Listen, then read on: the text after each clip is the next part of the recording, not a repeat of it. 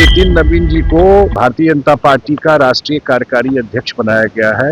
हम सब लोग उनको बहुत बहुत शुभकामना देते हैं। ये बहुत ही खुशी की बात है। उनकी उम्र 45-46 साल है। इतने यंग एज में उनकी इतनी बड़ी जिम्मेवारी पार्टी ने दी है पूरे देश के लिए और खास करके बिहार के लिए। ये तो बहुत गौरव की बात है। যে নামটা এতদিন দিল্লির করিডোরে প্রায় অচেনা ছিল, সেই নীতিন নবীন হঠাৎ করেই বিজেপির ক্ষমতার একেবারে শীর্ষে। এটা নিছক পদোন্নতি নয়, এটা একটা বার্তা, একটা সতর্ক সংকেত আর একটা সুপরিকল্পিত রাজনৈতিক অপারেশন। শাসকের সর্বোচ্চ নেতৃত্ব কাকে সামনে এনে কাদের হিসেব চুকাতে চাইছেন? নীতিশ কুমারের এক্সিট রুটকেই এবার এক্সিকিউট করা হবে। আজকের এপিসোড শুধু একজন নেতার উত্থানের নয়, এটা বিহার দখলের ব্লুপ্রিন্ট, এনডিএ ভাঙনের ইঙ্গিত আর দিল্লি থেকে পাটনা নিয়ন্ত্রণের এক আশ্চর্য কাহিনী। পর্দার আড়ালে কত গুটি যে বদলে যাচ্ছে, আজ সেটাই জানাবো। নমস্কার, আমি মধুরিমা ভৌমিক আর দৈনিক সংবাদ অনলাইনে আপনারা দেখছেন সত্যি আসলে বেদনাদায়ক। রাজনীতিতে 40 থেকে 45 কোনো বয়সী নয়, কিন্তু যখন সেই অর্থে 45 বছরের এক অনামী বিহারী নেতা জাতীয় রাজনীতিকে একদম অপরিচিত মুখ নীতিন নবীনকে হঠাৎ করে বিজেপির সর্বোচ্চ নেতৃত্ব বিশ্বের বৃহত্তম রাজনৈতিক দলের সংগঠনের মাথায় বসিয়ে দেন, তখন বুঝতে হবে পর্দার আড়ালে অনেক খেলা চলছে। আজ সেই সব খেলার কথাই আপনাদের জানাবো। আগে মাথায় রাখুন, বিজেপির মতন কর্মী ভিত্তিক দলে নবীন কার্যকরী সভাপতি হয়েছেন বাই ইলেকশন নয়, বাই চয়েস। দেশের রাজনৈতিক শিবির এমনকি দলের নেতাদেরও চমকে দিয়ে বিজেপির সর্বোচ্চ নেতৃত্ব জেপি নাড্ডার উত্তরসূরি হিসেবে নীতিন নবীনকে মনোনীত করেছে। বিজেপির সংসদীয় বোর্ডের মোড়কে দলের সর্বোচ্চ নেতৃত্ব গত রবিবার তাকে বিজেপির সর্বভারতীয় কার্যকরী সভাপতি করেন। মনোনীত করেই আসলে তারা এক ঢিলে দুই পাখি মেরেছেন। লো প্রোফাইলের এমন নবীন মুখ দলের মাথায় নিয়ে এসেছেন, যিনি সর্বোচ্চ ক্ষমতার সেবক হয়ে থাকবেন। অন্যদিকে সরসংঘ চালক মোহন ভাগবতকেও দলের সর্বোচ্চ ক্ষমতা পরিষ্কার বুঝিয়ে দিয়েছে। আরএসএস দলের থিঙ্ক ট্যাঙ্ক হতে পারে, কিন্তু নীতি নির্ধারক নয়। এমনকি বিজেপি স্টিয়ারিংও তাদের হাতে নেই। তার চেয়েও বড় কথা, আবারও প্রমাণ হলো বিজেপিতে কি হবে, কি হতে চলেছে তা শুধু নরেন্দ্র মোদী আর অমিত শাহ আর কেউ জানেন না। এতে কোনো সন্দেহ নেই, মাত্র 45 বছরের নীতিন নবীন যে নাড্ডার উত্তরসূরি হতে চলেছেন, এটা বিজেপির ভেতরেও কেউ আঁচই করতে পারেননি। বরং বিজেপির পরবর্তী সভাপতি হিসেবে শিবরাজ সিং চৌহান, ভূপেন্দ্র যাদব, ধর্মেন্দ্র প্রধান, মনোহর লাল খট্টর, প্রহ্লাদ যোশী, বিডি শর্মা, মনসুখ মান্ডভিয়, এতগুলো নাম নিয়েই জল্পনা চলছিল। শিবরাজ ছিলেন মোহন ভাগবতের প্রথম চয়েস, সেকেন্ড চয়েস ছিলেন ধর্মেন্দ্র প্রধান।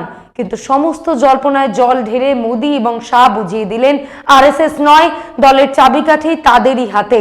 মোদী আর শাহ এমনি কোনো সিদ্ধান্ত নেন না। যখন কোনো সিদ্ধান্ত নেন, তার পেছনে থাকে এক গভীর গেম প্ল্যান। বিশেষ করে এই ধরনের বড় সিদ্ধান্তের ক্ষেত্রে আসল সত্যটা হলো, নীতিন নবীনকে বিজেপির বিগ বস বানিয়ে গুজরাট লবি অনেকের হিসেব চুকাতে চাইছে। আর সেই তালিকায় একজনের নাম সবার উপরে, শ্রীযুক্ত নীতিশ কুমার। রাজনীতির নানান সম্ভাবনার দিক খতিয়ে দেখে আমরা দায়িত্ব নিয়ে বলছি, বিহার থেকে এই প্রথম বিজেপির জাতীয় সভাপতি তুলে আনার সিদ্ধান্তের পেছনে অন্যতম কারণ নীতিশ কুমারের এক্সিট গেট তৈরি করা। 45 বছরের নীতিনকে আপাতত জাতীয় কার্যকরী সভাপতি করা হয়েছে, কিন্তু এক মাস পর অর্থাৎ মল মাস শেষ হলে 14 জানুয়ারির পর বিজেপিতে তার রাজ্যাভিষেক হবে। বিজেপির সাংগঠনিক প্রথা অনুযায়ী কার্যকরী সভাপতিই হবেন জাতীয় সভাপতি। সেই সঙ্গে তিনি দুটো রেকর্ডও গড়বেন। 45 বছর বয়সে সভাপতি হলে তিনি হবেন বিজেপির সবচেয়ে কম বয়সী জাতীয় সভাপতি।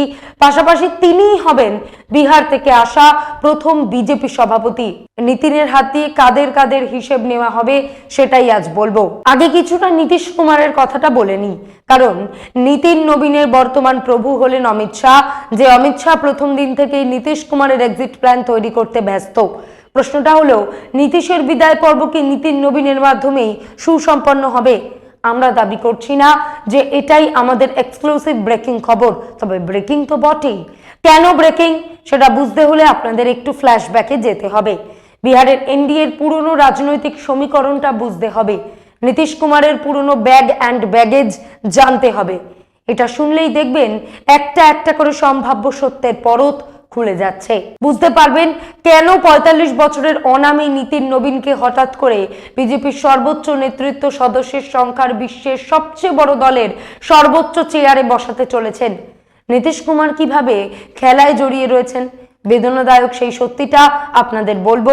২০ বছর আগে ২০০৫ সালে নীতিশ কুমার প্রথম বিহারের মুখ্যমন্ত্রী হয়েছিলেন এনডিএর হাত ধরেই, অটল বিহারী বাজপেয়ী এবং এল.কে আডবাণীর সমর্থনে। তখন বিহারে এনডিএর খুব শক্ত লবি ছিল। একদিকে নীতিশ কুমার, অন্যদিকে সুশীল মোদী। সুশীল মোদী বিজেপির মুখ, নীতিশ জেডিইউর। নীতিশ সুশীলে দারুণ তালমিল ছিল। লোকে এই জুটিকে বলতো রাম বলরাম। নীতিশ হন মুখ্যমন্ত্রী, সুশীল হন উপমুখ্যমন্ত্রী। সুশীল মোদী আজ আমাদের মধ্যে নেই। গত বছর মে মাসে ৭২ বছর বয়সে তিনি প্রয়াত হন। এখানে একটা গুরুত্বপূর্ণ বিষয় আছে। সুশীল মোদীর সঙ্গে নীতিন নবীনের বাবা নবীন কিশোর সিনহার সম্পর্ক ছিল একদম আদায় কাজকলায়। একই দল করলেও কোনোদিন তাদের বনিবনা হয়নি। এই গল্পের শিকড় আরো গভীরে। সুশীল মোদীর সঙ্গে একেবারে উত্তর দক্ষিণ সম্পর্ক ছিল নরেন্দ্র মোদীরও। এটাই আজকের এপিসোডের নিউক্লিয়াস।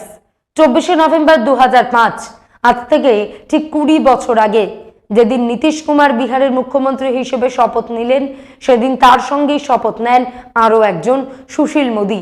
দল আলাদা হলেও দুজনের দোস্তি দারুণ। সত্যিটা হলো নীতিশ সুশীল জুটি একদম প্ল্যান করে একজন বিধায়ককে মন্ত্রী হতে দেননি, অথচ তিনি ছিলেন সর্ব অর্থে যোগ্য। দলের পরীক্ষিত সৈনিক, মেধাবী নেতা, জয়প্রকাশ নারায়ণের ছাত্র আন্দোলন থেকে উঠে আসা বিজেপি নেতা নবীন কিশোর সিনহা। হ্যাঁ, আজ বিজেপির কার্যকরী সভাপতি নীতিন নবীনের স্বর্গত পিতা নবীন কিশোর সিনহা। নীতিশ কুমার আর সুশীল মোদী জুটি সেদিন বাজপেয়ী এবং আডবাণীকে বুঝিয়েছিলেন নবীন বাবুকে মন্ত্রী করা চলবে না। এটা ছিল নবীন বাবুর সঙ্গে চরম অবিচার, এমন এক ধাক্কা, এমন এক মানসিক আঘাত যা তিনি সহ্য করতে পারেননি বলেই অনেকেই মনে করেন। দুর্ভাগ্যজনকভাবে এর কিছুদিনের মধ্যেই নবীনবাবু ব্রেন স্ট্রোকে আক্রান্ত হয়ে অকাল প্রয়াত হন। অনেকে মনে করেন নীতিশ সুশীল জুটির অপমানের ধাক্কা তার মৃত্যুর অন্যতম কারণ। এখন গল্পটা পরিষ্কার হচ্ছে তো, নীতিনের বাবাকে কিভাবে নীতিশ কুমার আর সুশীল মোদী একজোট হয়ে বিহারের রাজনীতি থেকে কার্যত সাইড লাইনে ঠেলে দিয়েছিলেন। নীতিশ সুশীল লবির সঙ্গে গুজরাটের তৎকালীন মুখ্যমন্ত্রী নরেন্দ্র মোদীর সম্পর্কটা কখনো ভালো ছিল না, স্বচ্ছন্দ ছিল না। এখন বিহারে নীতিশ বিজেপি জোটের সরকার, আপোষের সরকার, ইংরেজিতে যাকে বলে ম্যারেজ অফ কনভেনিয়েন্স। নীতিশের মোদীকে দরকার ছিল, মোদীর নীতিশকে, কিন্তু দুজন কোনোদিনই স্বাভাবিক মিত্র ছিলেন না। তো যাই হোক, নবীন বাবুর মৃত্যুর পর শূন্য হওয়া পাটনা পশ্চিম বিধানসভা কেন্দ্রে তার ছেলে এই নীতিন নবীনকে বিজেপি টিকিট দেয়। ২০০৬ সালে উপনির্বাচন জিতে তিনি বিধায়ক হন। সেই থেকে আজও তিনি টানা বিধায়ক। বর্তমানে নীতিশ সরকারের সড়ক নির্মাণ এবং নগরোন্নয়ন মন্ত্রী। কিন্তু ঘটনা হলো নীতিশ সুশীল জুটির সঙ্গেও নীতিন নবীন কখনো স্বচ্ছন্দ ছিলেন না, ঠিক যেমন নরেন্দ্র মোদীও এই লবির সঙ্গে কখনো স্বচ্ছন্দ ছিলেন না। সেই কারণেই একসময় সুশীল মোদীকে বিজেপিতে কোণঠাসা করে ফেলা হয়। আবার কি আশ্চর্য আয়রানি যে সুশীল মোদীর শূন্যস্থানে বিহারে বিজেপির আজও কোনো বড় মাপের মুখ তৈরি হয়নি। আজ সুশীল মোদী নেই, কিন্তু একটা বিষয় পরিষ্কার, এই লবির সঙ্গে নীতিন নবীন কোনোদিনই স্বস্তিতে ছিলেন না। এই জায়গা থেকেই নীতিন নবীন ধীরে ধীরে মোদী শাহ জুটির দিকে ঝুঁকতে শুরু করেন। শেষ পর্যন্ত হয়ে ওঠেন মোদী শাহের বিশ্বস্ত নেতা। আর রাজনীতিতে তো কথা আছেই, শত্রু শত্রু শেষমেশ বন্ধু হয়। তবে একটা কথা পরিষ্কার করে বলা দরকার, সুশীল মোদীর অবর্তমানে নীতিশ কুমারের সঙ্গে নীতিন নবীনের কোনো ব্যক্তিগত ঝগড়া নেই, সরাসরি কোনো সংঘাত নেই। এখানে আরও একটা বিষয় বুঝতে হবে, ২০০৫ থেকে ২০১৩ প্রায় ৯ বছর নীতিশ সুশীল জুটি বিহার সরকারে একেবারে মসৃণ ব্যাটিং করেন। বিহারের গা থেকে গুন্ডাগার্দির তকমা মুছে দিয়ে এই জুটি একটা সুশাসনের ধারণা জনমনে তৈরি করে। আপনি প্রশ্ন করতে পারেন, যদি এই জুটির এতই দোস্তি ছিল, তাহলে ২০১৫ সালে বিজেপির সঙ্গ ত্যাগ করে নীতিশ কুমার ফের লালু প্রসাদের সঙ্গে জোট বেঁধে কংগ্রেস বামেদের সেই জোটে সামিল করে বিজেপির বিরুদ্ধে ভোটে গেলেন কেন? ২০১৩ সালের জুন মাসে বিজেপির প্রধানমন্ত্রীর সম্ভাব্য মুখ হিসেবে নরেন্দ্র মোদীর নাম যেদিন সামনে এলো, তখনই সেটা মানতে পারেননি নীতিশ কুমার। এনডিএর বৈঠকে নীতিশ পরিষ্কার বলেছিলেন, জোটের প্রধানমন্ত্রী পদপ্রার্থী হিসেবে এমন কারোর নাম আসা উচিত যার একটি ধর্মনিরপেক্ষ ভাবমূর্তি আছে এবং যিনি সমস্ত দলের কাছে গ্রহণযোগ্য। নীতিশ মনে করেছিলেন নরেন্দ্র মোদীর উত্থান এনডিএ জোটের ধর্মনিরপেক্ষ চরিত্রকে ক্ষুণ্ণ করবে এবং বিহারের মুসলিম ভোটারদের দূরে ঠেলে দেবে। নরেন্দ্র মোদী বিজেপির নির্বাচনী কমিটির প্রধান হওয়ার ঘোষণার একদিন পরেই নীতিশ কুমার তার দল জেডিইউ এর বিজেপির জোট ভেঙে দেন। তো এই হলো নরেন্দ্র নীতিশের রাজনৈতিক বন্ধুত্বের ইকুয়েশন। অতীত থেকে এবার বর্তমানে আসি। এখন মূল প্রশ্নটা হলো, অমিত শাহ নীতিশ কুমারের যে এক্সিট প্ল্যান তৈরি করে ফেলেছেন সেটা কি তিনি নীতিন নবীনের হাত দিয়ে এক্সিকিউট করাবেন? তবে শুধুমাত্র নীতিশ কুমারকে সরানোর জন্যই ৪৫ বছরের অনামী নীতিনকে এত বড় পদ দেওয়া হয়েছে, এটা ভাবলে ভুল হবে। আসলে মোদী আর শাহ একসঙ্গে একাধিক বার্তা দিতে চাইছেন আরএসএস কে, তার সঙ্গে বিজেপির অন্দরের তথাকথিত নেতাদের। প্রথম বার্তাটা কি? সেটা হলো বিজেপিতে কে কি হবে সেটা মোদী শাহই ঠিক করবেন। মোহন ভাগবত বা আরএসএস নেতৃত্ব কি চান, that doesn't make any sense. অগ্রাধিকার একটাই, মোদী এবং শাহের পছন্দ এবং নীতিন নবীন তাদেরই পছন্দের। দ্বিতীয় বার্তা আরো সোজাসাপটা, যিনি অনুগত, যিনি গুজরাট লবির বিশ্বস্ত, যিনি প্রাণ থাকতে ফোঁস করবেন না, তাকেই এগিয়ে আনা হবে। মনে করে দেখুন, 2023-এ হিন্দি বলয়ে 3 গুরুত্বপূর্ণ রাজ্য রাজস্থান, মধ্যপ্রদেশ, ছত্তিশগড় জয়ের পর পুরনো পরিচিত নেতাদের পেছনে ঠেলে দিয়ে অনেকটা আজকের নীতিন নবীনের মতোই মুখ্যমন্ত্রী করা হয়েছিল সেই অর্থে অনামীদের। রাজস্থানে ভজনলাল শর্মা, মধ্যপ্রদেশে মোহন যাদব এবং ছত্তিশগড়ে বিষ্ণুদেও সাই। এর অর্থ বিজেপির সর্বোচ্চ নেতৃত্বের কাছে যোগ্যতা এক এবং একমাত্র মাপকাঠি। অপেক্ষাকৃত লো প্রোফাইল, তার সঙ্গে নির্ভেজাল লয়ালিটি, আনুগত্য, যাদের হাত দিয়ে নিজেদের গেম প্ল্যান অনেক সহজে এক্সিকিউট করিয়ে নেওয়া যায়। আপনারা দেখেছেন বিষ্ণুদেও সাই মুখ্যমন্ত্রী হওয়ার পর সেখানে কয়লা খনি তৈরি করার জন্য ছত্তিশগড়ের ফুসফুস বলে পরিচিত বিস্তীর্ণ হসদেও বনাঞ্চল কেমন নির্মমভাবে বিরাট বিরাট যন্ত্র দিয়ে কেটে সাফ করে দিচ্ছে সরকার ঘনিষ্ঠ দেশের অতিকায় এক শিল্প গোষ্ঠী। নিষ্ঠুরভাবে বন কেটে উজাড় করে দেওয়ার কিছু ভিডিও নেট মাধ্যমে এখনো ভাইরাল। বিজেপির সর্বোচ্চ নেতৃত্বের সামনে প্রায়োরিটি লিস্টে টপ প্রায়োরিটি বিহার। বিহারকে সম্পূর্ণ নিজেদের কন্ট্রোলে নিয়ে আসা শুধু নীতিশ কুমারকে গদি থেকে নামানোই লক্ষ্য নয়, একই সঙ্গে নীতিশের ভোট ব্যাংক, তার রাজনৈতিক শক্তি সবকিছু তারা টেনে নিতে চান। নেতৃত্বের এই মনোবাঞ্ছাই সম্ভবত ধাপে ধাপে এক্সিকিউট করবেন নীতিন নবীন। সামনে আরো অনেক প্ল্যান রয়েছে, তা নিয়ে আমরা পরে আলোচনা করব। নীতিন নবীন হয়তো আসলে একজন বোড়ে, একটা চাল মাত্র। বড় প্রশ্ন হলো এই পুরস্কারের দাম কি? আমরা যে সময় বিহারের নির্বাচনে সম্ভাব্য জয় পরাজয় নিয়ে লাগাতার ভিডিও করছিলাম, তখন বিহারের এক বিশিষ্ট সাংবাদিক বলেছিলেন, লিখে রাখুন, বিজেপি নেতা নীতিন নবীন একদিন তারকা হয়ে যেতে পারেন। কারণ তিনি হলেন বিহারে অমিত শাহের চোখ আর কান দুটোই। হয়তো অনেকেই জানেন না, কিন্তু সত্যিটা হচ্ছে এই নীতিন নবীন গত 1.5 দশক ধরে নরেন্দ্র মোদী আর অমিত শাহর গুড বুকে রয়েছেন, প্রায় 15 বছর ধরে। মানে মোদী প্রধানমন্ত্রী হওয়ার আগে থেকেই নবীন কিশোর সিনহার পুত্র তার নেক নজরে রয়েছেন। ঘটনাচক্রে নীতিন নবীন প্রথম আলোচনায় বড় পরিসরে আসেন যখন আরেক নীতিন গডকরিকে বিজেপির সর্বভারতীয় সভাপতি করা হয়। 52 বছর বয়সে গডকরি সভাপতি হয়েছিলেন, 45 বয়সে সভাপতি হয়ে সেই রেকর্ডই ভেঙে দেবেন নীতিন। তখন গডকরিকে সভাপতি নিয়োগ করতে দলের জাতীয় কার্যকরী কমিটির অনুমোদন দরকার ছিল। সেই অনুমোদনের জন্য বেছে নেওয়া হয়েছিল পাটনা শহরকে। সময়টা জুন মাস 2010। সেই জাতীয় কার্যকরী বৈঠকে যোগ দিতে বিজেপির প্রায় সব মুখ্যমন্ত্রী আর শীর্ষ নেতারা পাটনায় এসেছিলেন। তার আগেই পাটনার রাস্তা মুড়ে ফেলা হয়েছিল এক অদ্ভুত পোস্টারে মুড়ে ফেলার কাজটা হয়েছিল পাটনার তদানীন্তন বিজেপি বিধায়ক এই নীতিন নবীনের নেতৃত্বে। কি ছিল সেই পোস্টারে? এনডিএর লুধিয়ানার জনসভায় তদানীন্তন গুজরাটের মুখ্যমন্ত্রী নরেন্দ্র মোদীর হাত ধরে দাঁড়িয়ে আছেন বিহারের মুখ্যমন্ত্রী নীতিশ কুমার। ছবির তলায় বড় করে লেখা ছিল, বিহারে বন্যার সময় গুজরাট সরকার কিভাবে কোটি কোটি টাকা আর্থিক সাহায্য পাঠিয়েছিল।